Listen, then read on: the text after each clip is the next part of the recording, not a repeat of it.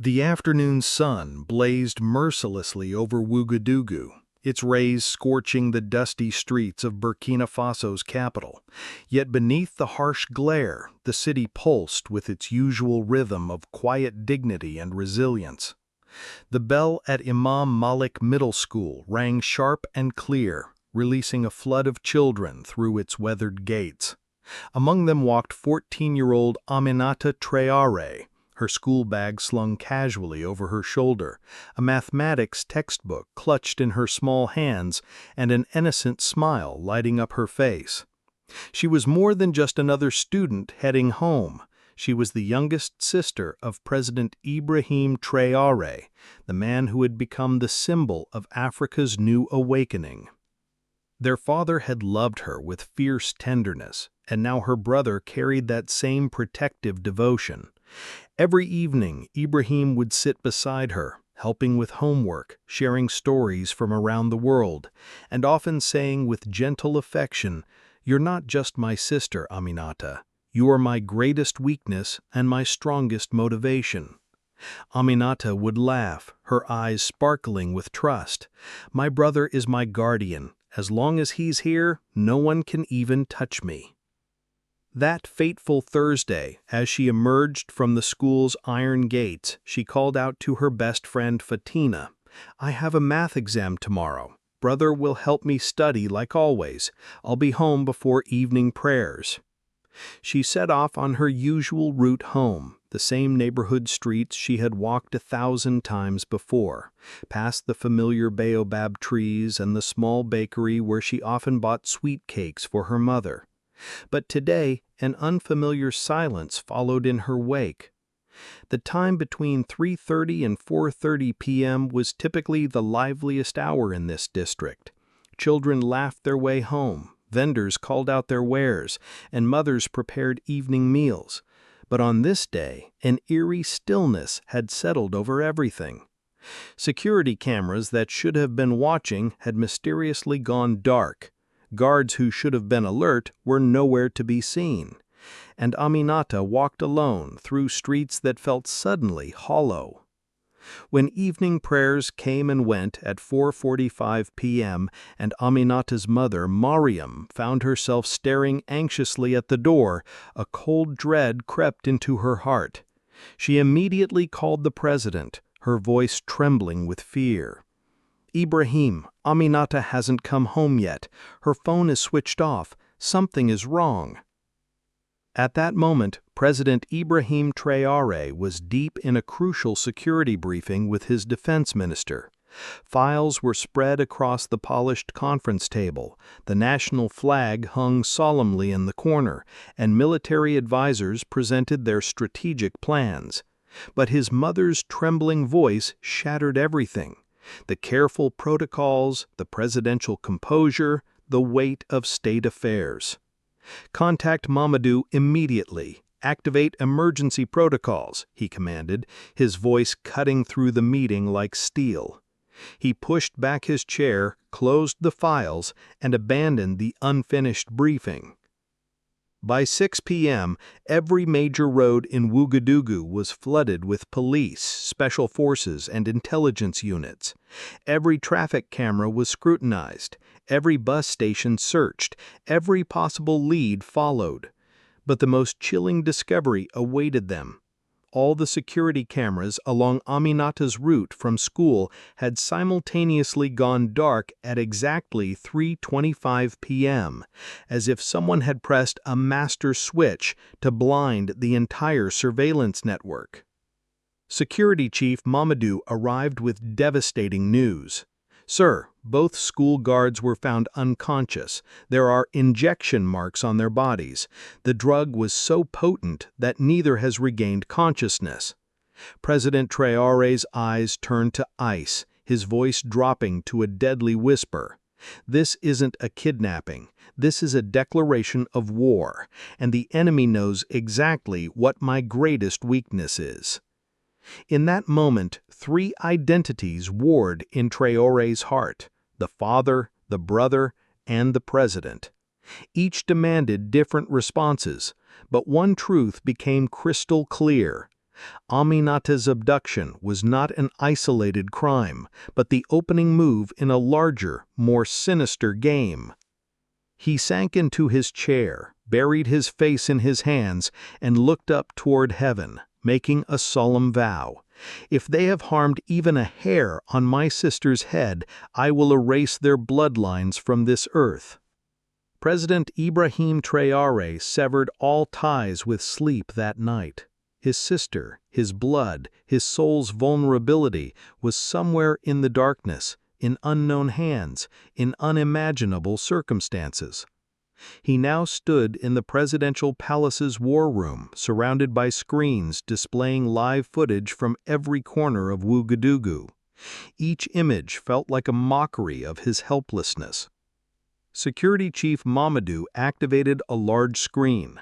"Sir, this is the final recording from Imam Malik's school at 3:25 p.m. After this, the signal vanished completely." Traore watched without blinking as the last footage showed Aminata emerging from the school gate, her textbook pressed against her chest, and then darkness. The screen went black as if the world itself had swallowed her whole. "Sir," Mamadou continued grimly, "this wasn't a technical malfunction. All our cameras shut down simultaneously, not just at the school, but along her entire route home. This indicates a sophisticated conspiracy." Where were the guards? Found unconscious 200 meters from the school. Heavy tranquilizer injections. The drugs were so potent that neither has regained consciousness. Someone deliberately chose the exact moment when children would be walking home from school. Traore smashed his fist on the table, his fingers trembling with rage. Though only 24 years old, his face had hardened to stone. "They want to strike at the heart of my family. They couldn't steal my land, so now they've come for my daughter." Intelligence Chief Konate, typically a man of few words, spoke for the first time. "Sir, 2 weeks ago, another report was filed. A 15-year-old girl disappeared from school. She wasn't a minister's daughter, so the file was closed." Traore's eyes snapped to Konate. "Where was she from?" "Dori village. Her father works in the fields." A heavy silence filled the room. Everyone suddenly realized this wasn't an isolated incident, but part of a long chain of disappearances, a chain that always began with Pool family's daughters. Only when someone like Aminata, sister to a powerful leader, became a link in that chain did the world pay attention.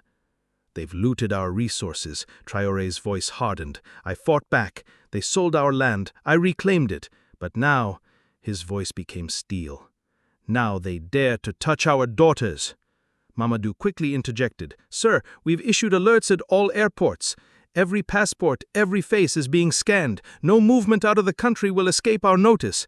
But if they've already smuggled her out using diplomatic cover or forged documents, we'll need external networks."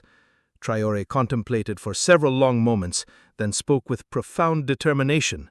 "We don't just need military action, now we must fight a war of wars." In that moment, he made a decision that would change everything. "Summon Sara Kumar." Sara Kumar was the brilliant young woman Traore had recruited from MIT for his special tech team, someone who could count an enemy's breaths in the language of computers. Now she would search for his missing sister by uncovering the digital face of this invisible enemy. President Traore walked to the window and gazed out at the sleeping city. The city slumbered, but a storm had awakened in his heart. Aminata was no longer just a child. She had become the symbol of this war. The nights in Ouagadougou had grown unbearably long. Light filled the presidential palace, but darkness consumed every heart. With each passing hour, hope withered like flowers in the desert. Mariam's eyes remained fixed on the door. Phones stayed silent. Television offered no news, and social media yielded no clues. It was as if Aminata had never existed in this world. 3 days had passed. The father, brother, and general within Traore fought an internal war. He repeatedly consoled his mother, but his own hands trembled. Mariam's voice had broken completely. "My heart tells me she's trapped in some deep darkness." Traore took his mother's hand. Mama, I swear by my life, I will bring her home myself. Meanwhile, Sarah Kumar and her team had exhausted every digital avenue. Millions of data packets were analyzed. Every network inside and outside the country was scrutinized. But the enemy was cunning, moving through shadows and erasing every trace. Then came the fourth night, when everyone was exhausted, when Traore had prostrated himself in sincere prayer for the first time. At that precise moment, his personal phone lit up. It was 2:30 a.m. The number was blocked. Traore answered. "Hello?" Seconds of silence, then a cold, merciless voice. "Hello, Ibrahim. I bet you can't sleep." The voice spoke French, but the accent was distinctly European. Ice formed in Traore's veins. "Who are you?" "I am the one playing with your greatest weakness. Your precious little sister is still alive." Traore's breathing quickened. "What do you want?" "Very simple. Reverse the nationalization of those gold mines, cancel the uranium agreement with China, and stop this African independence theater you're performing." Traore gritted his teeth. "And if I refuse?"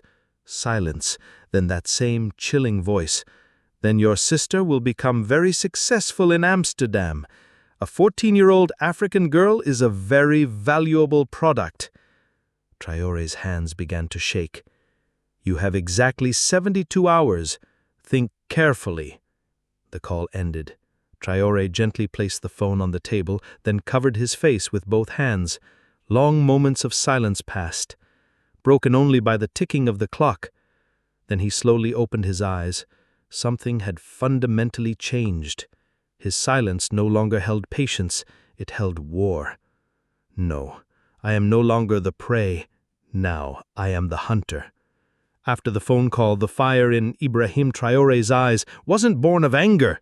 It was born of calculated resolve. He understood that the enemy wanted him to make mistakes, to launch military strikes, to blame nations, or to break agreements. But this time, Traore had decided he would fight on his own terms, not theirs. At dawn, a special meeting was convened. Security Chief Mamadou, Intelligence Chief Konate, and most importantly, Sarah Kumar were summoned to the briefing room. These three were Traore's closest, most trusted soldiers. All faces bore gravity, but Sarah's eyes held something more, as if she had sensed a crucial breakthrough. "They think my weakness is my family," Traore said in an icy tone, "but that's their greatest mistake. They don't realize that an attack on my sister is an attack on all of Africa." Mamadou nodded. "Sir, their strategy and conspiracy are clear. This isn't an ordinary criminal gang. This is a political mission." Sarah opened her laptop. "Sir, we traced last night's call. It was routed through 7 different countries using advanced networks considered the strongest shields in the digital world. But for exactly 8 seconds, the signal came directly from Switzerland." Konate exclaimed in surprise. "Switzerland? That's the fortress of banks and secrecy. Getting anything from there is nearly impossible." Sarah nodded. "Yes, and that's their method. These people leave no traces. But based on the last 2 routes, we've made an educated guess. Amsterdam is just a decoy. The real conspiracy lies elsewhere. Perhaps funding, perhaps logistics." Mamadou placed another file on the table. "Sir, in the past 2 years, 73 underage girls from Burkina Faso were sent to Europe on student visas, and none returned. Average age, 15 years. Where were they from? Mostly rural areas where neither media reaches nor any institution listens." Traore closed his eyes momentarily, as if seeing the faces of 73 parents in a single blink. Then he opened them with complete intensity. "This is no longer just Aminata's issue. This is the issue of every African home where a daughter finishes her meal, picks up her books, dreams of tomorrow, and never returns." Sarah presented the next map. "An old building in Amsterdam's red light district. This is just the surface structure. There are basements below. Thermal cameras detected the presence of 40 to 50 people inside." Konate expressed concern. "This doesn't seem like an ordinary network. There's serious money behind this." Traore took a deep breath. "Then we are not small either. Now this war will be fought behind curtains, unconventional, and for Africa's honor." He turned quietly to Sarah. "Are we ready?" Sarah nodded slowly. "Yes, sir, this battle has moved from digital to ground level." Traore declared, "Why wait?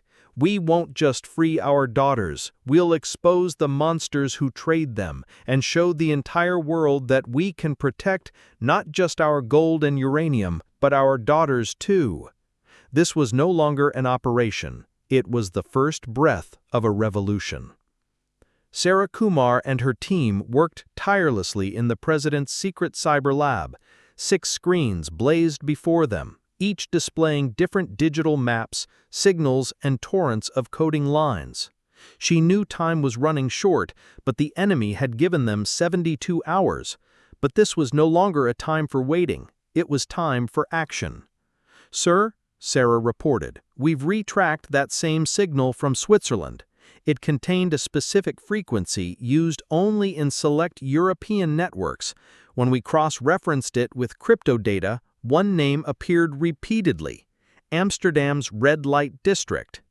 Both Mamadou and Kinnaid were startled. "That's the city's notorious area."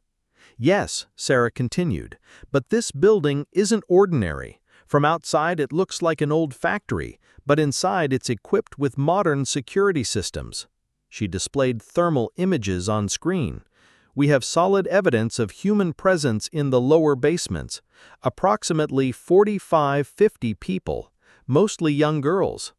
Traore took a long breath and said quietly, "These are the same people who push our daughters into flesh markets while lecturing us about development." Mamadou placed a report on the table. "Sir, we received a secret message from an African worker inside. He reported that girls are kept in dark basements, no light, no sound, and new faces arrive every week."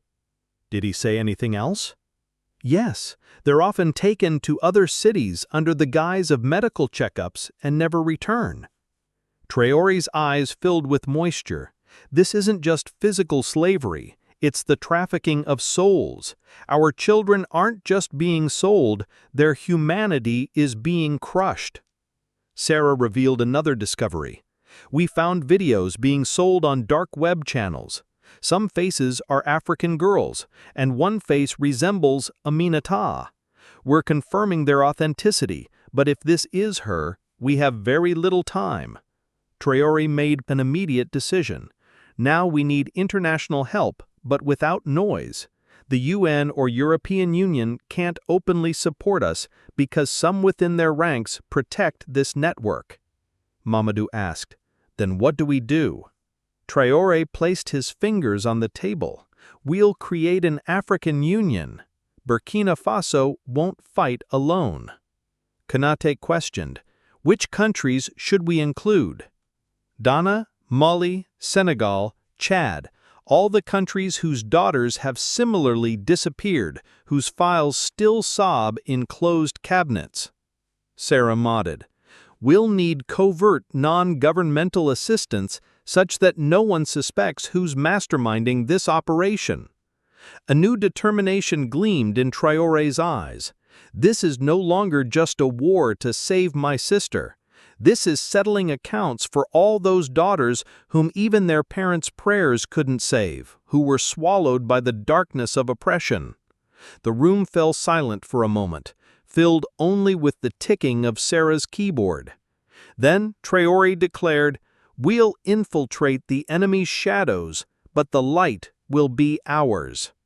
It was 10 p.m., but the lights of the presidential palace still blazed. Ibrahim Traore stood alone by his office window, gazing out at Ouagadougou shrouded in darkness. On one side lay his sister's photograph, on the other, the flag of the African Union. Only one feeling pounded in his heart. We've always begged others for help. Now it's time we stand up for ourselves. With this resolve, he made his first call to Ghana's president, Akufo-Addo. "Peace be upon you, brother." "And upon you peace. Ibrahim, is everything all right?" After a moment's silence, Traore asked, "Have daughters gone missing from your country too?" "And yes, and sadly, we closed their files. I am embarking on a mission to Amsterdam, but this isn't just for my sister. This is for all our daughters. I need 6 of your commandos. No identity, no documents. This mission won't be written in any file." Akufo-Addo answered without hesitation. "You'll have not just my 6 commandos, but the strength of my heart. The commandos will depart tomorrow morning." Similar contacts were made with the leaders of Mali, Senegal, and Chad. Each knew that dozens of girls from their countries had vanished and never returned. But now Ibrahim Traore's call had transformed the embers buried in their hearts into revolutionary fire. Within just 12 hours, a secret alliance of 4 African nations had been established. Each country contributed their finest soldiers, true warriors ready to sacrifice their lives for their people. But the mission details existed in no file. The next morning, Sarah Kumar briefed President Traore. "Sir, we've prepared fake passports, travel documents, and European tourist attire for all commandos. They'll enter Amsterdam through different airports to avoid suspicion." Mamadou opened a map. "This is the building where thermal signals, videos, and worker testimony converge. There are 3 entry routes: the rear warehouse, side staff entry, and a rooftop descent." Traore looked at everyone. "We're not making a Hollywood film. This is reality. There will be no soundtrack, no cameras, just one purpose: save our daughters and expose the criminals." Then he went to see his mother, Miriam, who sat with the Quran in her hands. "Mama, I'm leaving." Miriam kissed his forehead and said simply, "Son, I gave birth to you, but today it feels like you've become the support of an entire nation." Traore's eyes moistened, but his steps remained firm as stone. He picked up his own bag and, before departing, uttered just one sentence. "This operation isn't just a rescue, it's a declaration that Africa has awakened." That same night, 18 African soldiers from Burkina Faso, Ghana, Mali, and Senegal arrived in Amsterdam on separate flights. Each carried the weight of the mission on their shoulders, but their tongues remained silent. Their eyes focused on one building, but their hearts beat for an entire continent's daughters. Meanwhile, Sarah Kumar's team prepared to handle remote command from Brussels, silencing every camera, disabling every alarm, and monitoring every movement. This was their battlefield.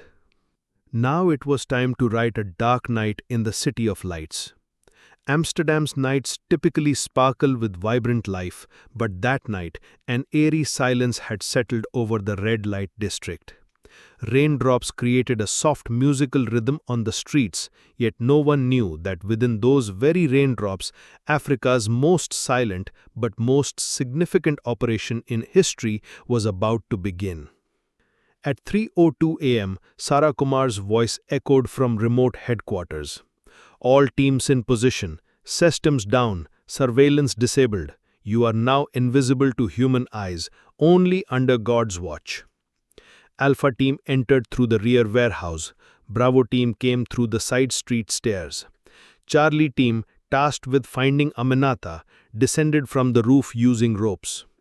Mamadou's voice crackled over the radio. "Move silently. Check every room. No gunfire. No noise. We need only girls and evidence." Alpha team opened the first floor door. Inside were 12 young girls, weak, exhausted, terrified. Some had dried tears on their cheeks, others had completely empty eyes, as if they had forgotten how to speak. "We've come to take you home. You are free now," a soldier whispered. But the girls were too afraid even to move. Meanwhile, Bravo team headed to the basement. Breaking down a heavy iron door, they freed 8 more girls. Some had their hands tied, many had wounds on their feet, but for the first time, a light of hope, the light of liberation, flickered in their eyes. Charlie team moved toward the building's inner chamber, secured by a digital lock. Sarah sent the remote code. The door opened to reveal a small room. In the corner sat a girl, her head buried in her knees, clutching that same mathematics textbook, now faded but still bound to her heart. "Aminata!" a soldier cried out. The girl lifted her head. Her face was covered in grime, her eyes red, but that familiar light still shone within them. "Did brother come?" she asked softly, then collapsed unconscious. President Traore sat connected via microphone in Burkina Faso's secure command room. When Charlie team reported target found alive but weak, tears streamed down his face. He fell into prostration, thanking God. But Sarah Kumar announced over the wireless, "Mission not complete yet. We need the network's people, their handlers and data servers. We need not just girls but the truth that's been hidden from the world." Alpha team discovered a secret room in one section of the building containing computers, cameras, and financial documents. All data was extracted, hard drives sealed, and the network's roots began to surface. Mamadou reported, "All local operatives have been arrested. A dozen European citizens, 3 African agents, and 2 women who were once victims themselves but had become part of the system." By dawn, 47 girls, 23 criminals, and countless pieces of evidence had reached a safe location. Amsterdam's streets were awakening, but in the shadows of that same city, an entire continent had reclaimed its children. Traore uttered just one sentence: "Now we must tell the world the truth, not just with screams, but with evidence." The first rays of dawn over Amsterdam felt different somehow. In the red light district, police cars, ambulances, and media vehicles lined up in rows.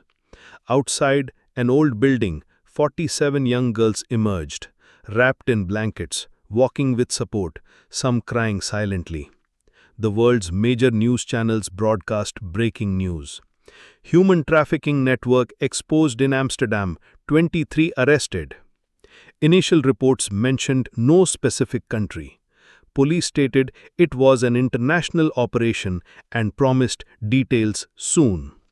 But the reality was that this operation had been executed by an African alliance right under Europe's nose, without any global institutions' help, press conferences, or flags. At that moment, a video message was released from Burkina Faso's presidential palace. Ibrahim Tarore sat behind a simple desk, a file in his hands, and that same dignity on his face that had awakened Africa's sleeping conscience. "My dear people," he began, "my 14-year-old sister Aminata was kidnapped from school 5 days ago. Today she has returned safely, praise be to God. But I didn't just save her. I brought 47 other daughters out of darkness with her." He opened the file and held it toward the camera. "These are the documents we seized during the operation. Financial records, network names, videos, and transactions." At that very moment, Sarah Kumar's team began decrypting these files in real time, sending them to journalists, researchers, and legal institutions worldwide. The data included hidden funds of 5 famous European NGOs that financed human trafficking networks, accounts in 2 major international banks where money from selling children was deposited, private messages from European politicians discussing protecting the network, diplomatic officials who issued fake student visas. When newspapers in France, Belgium, and the Netherlands published these reports, all of Europe was shaken. Belgium's Home Minister resigned. France's Parliament demanded answers from the government. The UN Human Rights Council called an emergency meeting. But the deepest impact came when a photo of Aminata went viral, wrapped in an African flag, still holding that same mathematics textbook she had clutched when kidnapped. She was no longer just a vulnerable child in the world's eyes. She had become a symbol. And Traore was no longer just a president. He had become the voice of an entire continent. We must protect not just our lands, not just our rivers, not just our resources. We must protect our daughters, he declared at the end of his speech, his voice carrying no tremor but the weight of emotion in every word. Sara Kumar said in a media briefing, "We've shown the world that with knowledge, courage, and unity, Africa needs no one's help.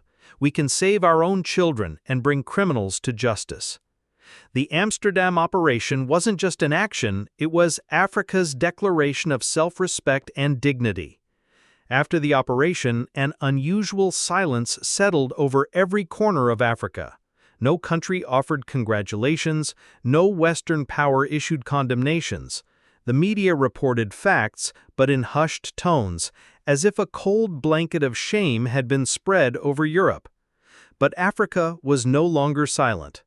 Just 5 days after Traore's return, an emergency session of the African Union was convened in Addis Ababa. Not only member nations, but also young activists working for women's rights and parents whose daughters had been missing for years. Outside the hall hung a banner, "Not just our lands, our daughters too." When Ibrahim Tarore entered that hall, there was no formal announcement, but every representative stood up. This wasn't respect for a ruler, this was honor for a brother, a father, a protector. Taking the stage, he observed a few moments of silence, then spoke in a gentle tone. "When Aminata went missing, my mother said just one thing: 'My heart trembles.' At that moment I realized that millions of African mothers' hearts tremble like this every day, but no one cares." He then raised a file in the air. "But today we have cared. We didn't just save our child, we saved those whom no one ever went back to rescue." He then presented the draft of the African Child Protection Pact. This isn't just a law, it's a covenant. Now every African nation will monitor its children. Separate units will be formed for their protection, and whoever participates in cross-border trafficking will be considered not just a criminal, but a traitor to the nation. One by one, representatives from 32 countries signed this document. It was a historic moment. Cameras, eyes, and hearts all witnessed that Africa had awakened. But Traore's message wasn't complete yet. "We didn't just save daughters, we've laid the foundation of a system. Today I announce the establishment of the Aminata Foundation, which will search for missing children across Africa, help affected families, provide legal guidance, and gather evidence against human trafficking." Many in the hall had tears in their eyes. Chad's president raised his hand. "We're ready to open its first office in our capital." Ghana, Mali, Senegal, Kenya, every country announced cooperation one by one. Then Sara Kumar, via video call, said, "We've defeated the enemy in the technological field, but the real battle is still ahead. We need a data center where every missing child is registered, where every parent and institution can file details, a network no less than those of Europe, America, or China." Traore declared, "This foundation won't just be a balm for the past, it will be a weapon for the future. Our daughters who were being sold in markets yesterday are now having institutions founded in their names." After the session, a collective photograph was taken. Every representative held a page of the Child Protection Pact, and behind them on a screen glowed that same image of Aminata, wrapped in a flag, book pressed to her chest, and in her eyes that light which had become not just hers, but an entire continent's hope. The caption for this photo was repeated millions of times. "One child's rescue was a nation's awakening." When Ibrahim Tarore returned home, his mother Mariam met him at the gate. "Son, you're no longer just mine. You've become the support of every mother whose daughter cries herself to sleep every night."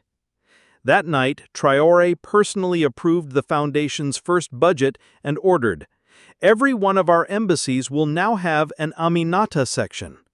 If any African child is in danger abroad, this section will provide legal, financial, and psychological support. A journalist asked, "Was all this just for one sister?" Traore smiled. "No, this was for all those daughters whose brothers were too afraid to raise their voices. I wasn't afraid, and that's why we all stand here today." Time doesn't always flow the same way. Some days feel like months, and some moments change the course of entire histories.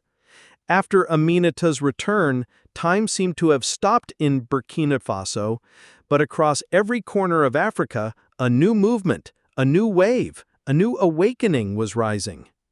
That girl who had been kidnapped and taken to Europe's streets was no longer just a teenage girl.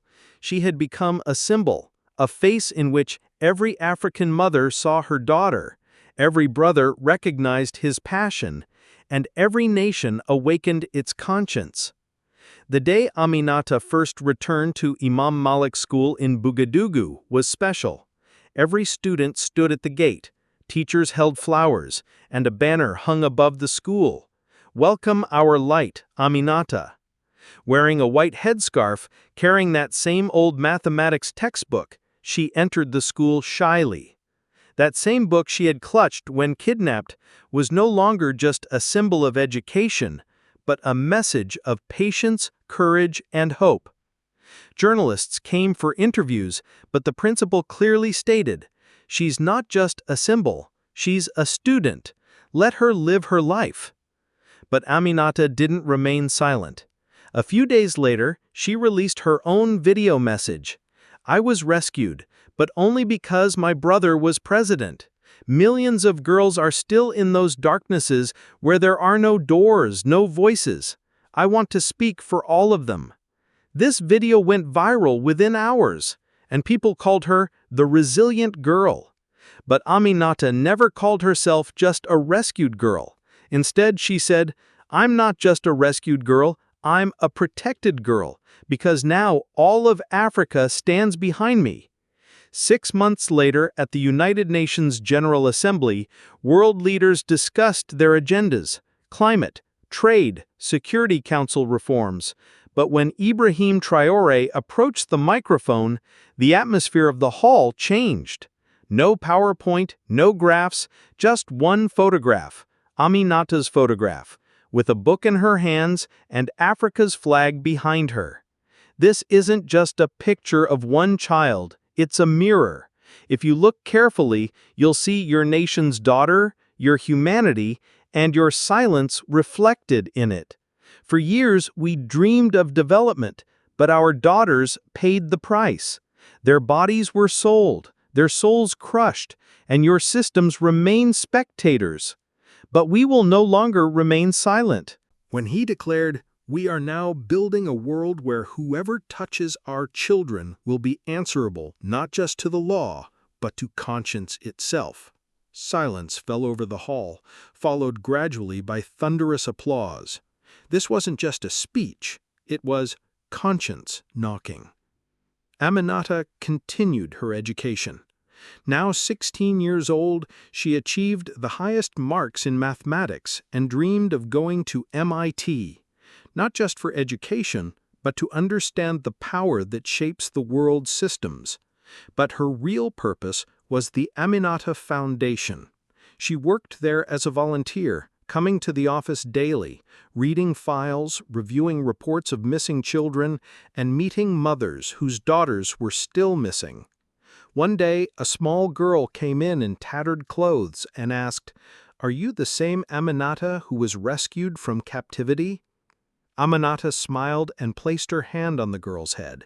"Yes, I am. But now my job isn't to be rescued, it's to rescue others." The world has seen much: wars, conspiracies, false Nobel Prizes, false aid. But there was one truth quietly changing the world. When the enemy targeted one sister, that sister awakened an entire community. As Aminata grew older, the foundation expanded. What began as a search for one missing girl had become a continental network protecting millions. The girl who once walked alone from school now had the entire continent walking with her. And Ibrahim Traore, who began as a brother searching for his sister, had become the voice of every parent who refused to let their children disappear into darkness. The Aminata Chronicles were more than a rescue story. They were the birth cry of a new Africa, one that would no longer bow its head or beg for protection. An Africa that stood tall, protected its own, and declared to the world, "We are no longer your victims. We are our own guardians." In schools across the continent, children now learned not just mathematics and science, but the story of the girl who carried a textbook into captivity and brought home an entire continent's dignity. And in the presidential palace of Burkina Faso, where it all began, a simple photograph hangs in the main hall. Aminata, wrapped in an African flag, mathematics book in hand, eyes bright with the light of freedom.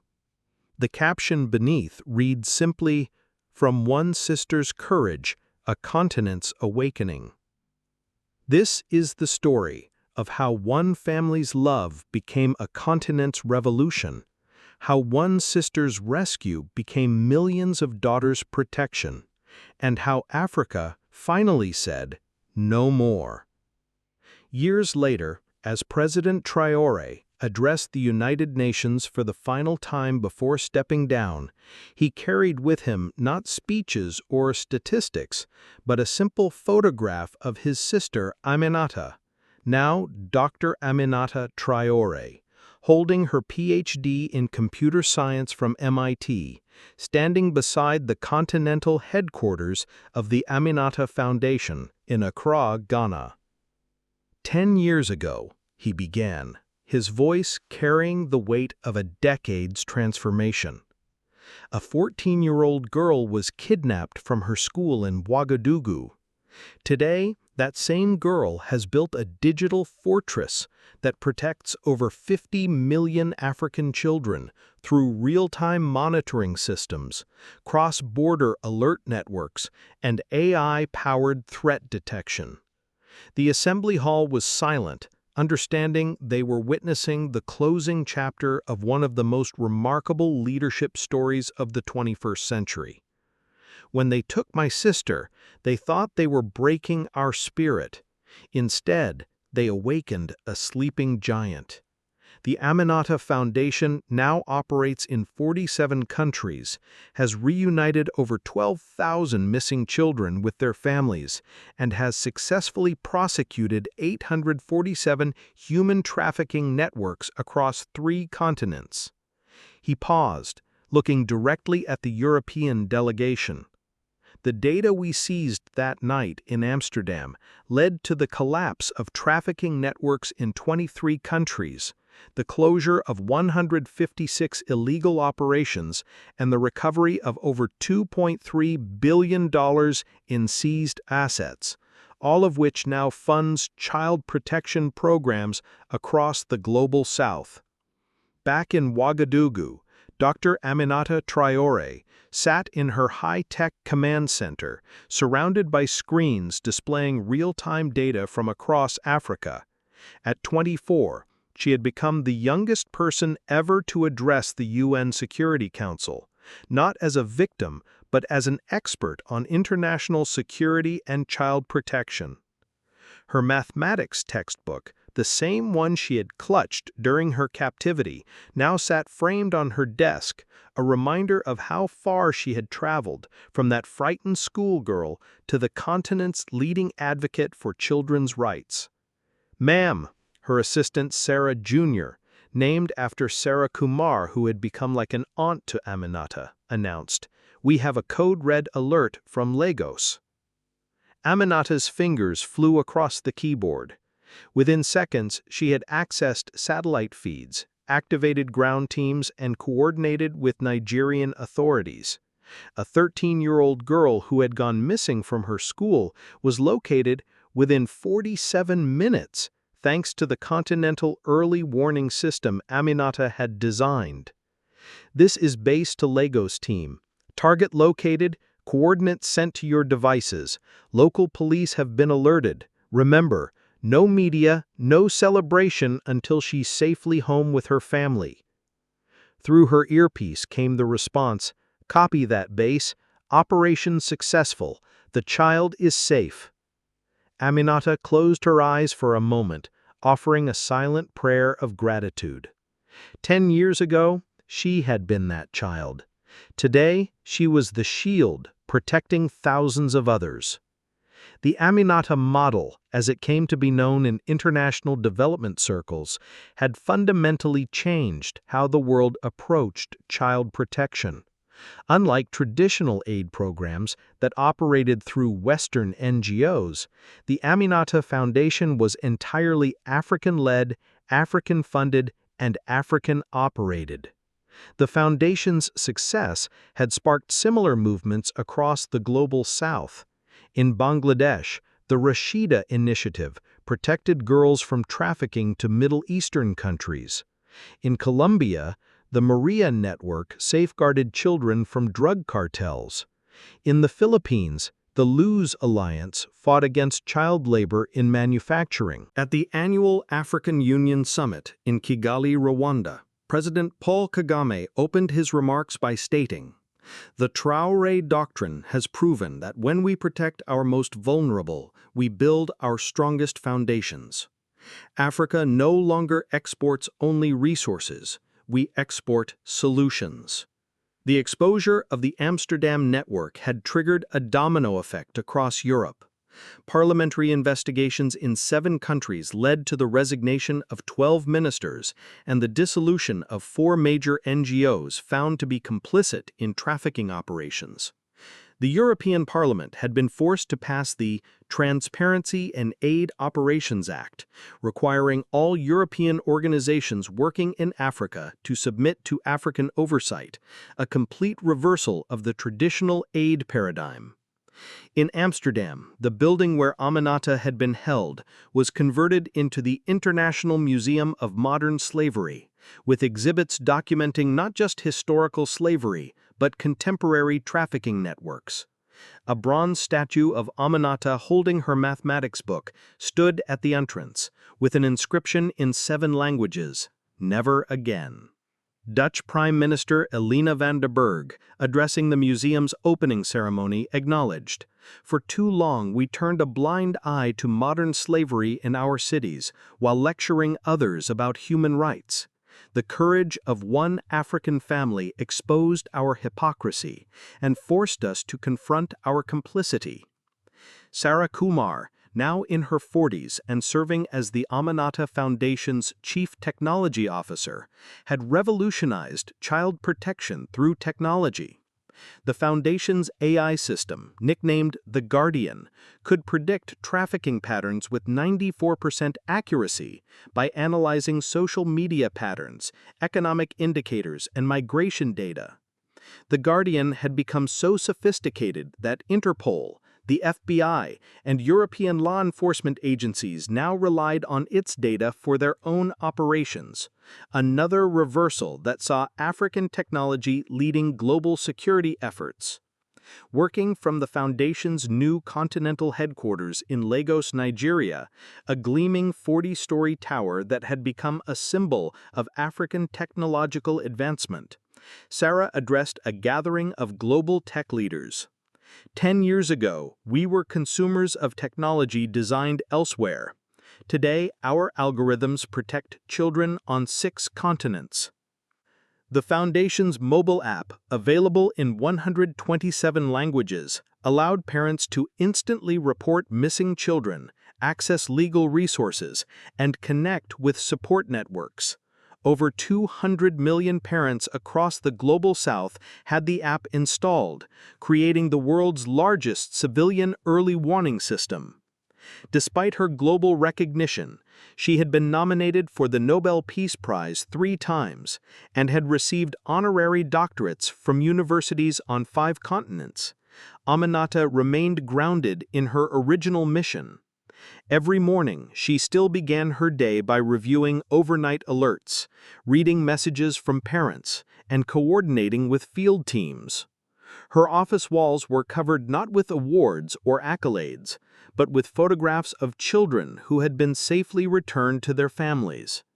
On her 25th birthday, instead of celebration, she chose to visit a rescue operation in Dakar, Senegal, where 23 girls had been freed from a trafficking ring attempting to smuggle them to Europe. Holding the youngest victim, a 12-year-old named Fatou, whom she reminded herself at that age, Aminata whispered, "You are safe now, and I promise you, we'll make sure this never happens to another child like us."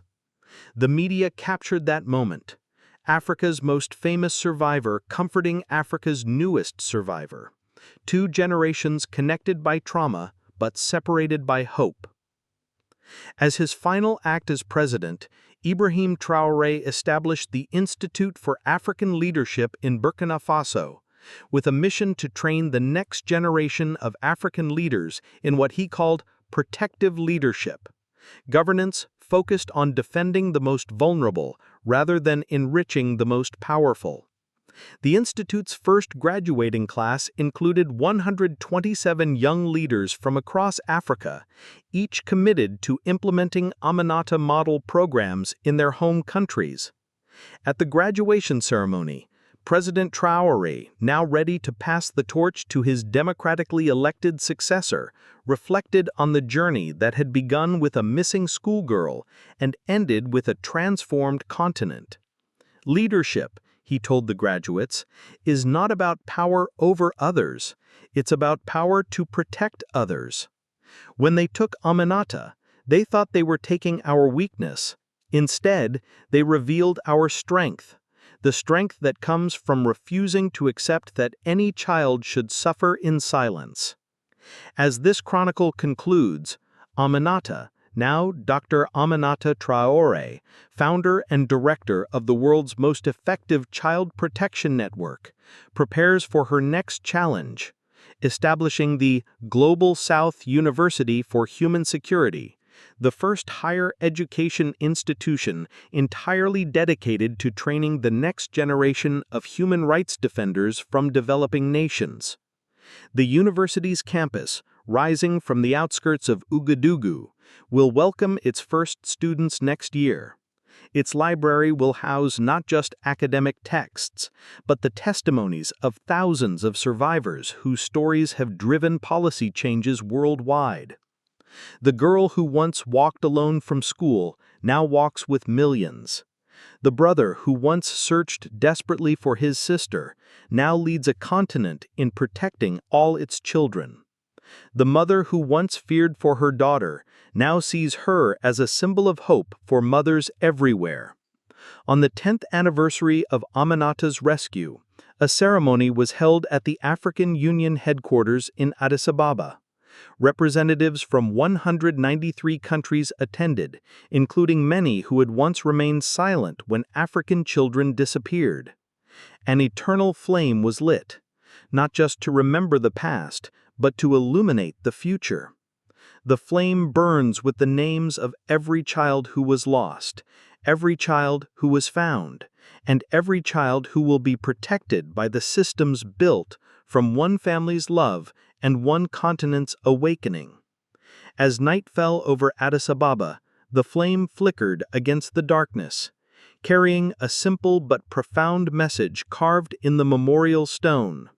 From the darkness of one child's suffering, the light of 1,000,000 children's protection. The Aminata Chronicles had ended, but the Aminata legacy was just beginning. In schools across Africa, children still learn the story of the girl who carried a mathematics book into captivity and brought home a continent's dignity. And in every telling, the message remains the same. Never again will Africa's children disappear into silence. Never again will Africa beg others to protect what we can protect ourselves. Never again. The Chronicles of Aminata Traore, kidnapped schoolgirl, MIT graduate, global leader and protector of millions, remind us that sometimes the greatest transformations begin with the smallest voices, and the most powerful revolutions start with the simplest love: a brother's love for his sister, a mother's love for her child, and a continent's love for its future. End of Chronicles. Author's note: this story, while fictional, draws inspiration from real issues of human trafficking, child exploitation, and the ongoing struggle for African self-determination. The characters and events are imagined, but the courage, resilience, and hope they represent are very real and can be found in communities across Africa and the global South who refuse to let their children suffer in silence. The Amanata Chronicles stand as a testament to the power of family, the strength of unity, and the unstoppable force of a continent that has decided to write its own story of protection, dignity, and hope.